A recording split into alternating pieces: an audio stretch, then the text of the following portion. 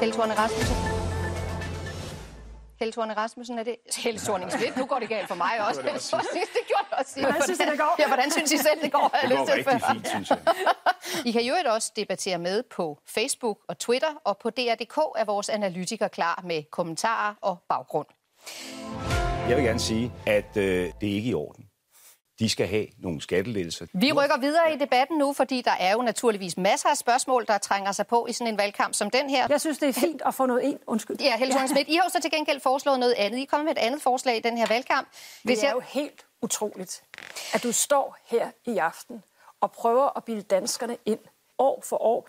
Altså over 70 år de næste 5 år og 240 frem mod de næste år. Og lagt sammen bliver det over de næste år 39 milliarder.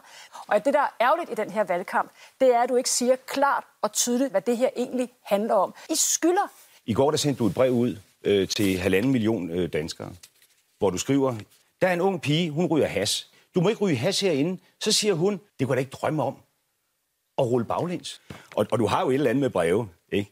Fordi i sidste valgkamp, der sendte du et brev ud med vilje. Der var gang i den. Det var måske ikke helt for børn, men... Du må ikke ryge hash herinde.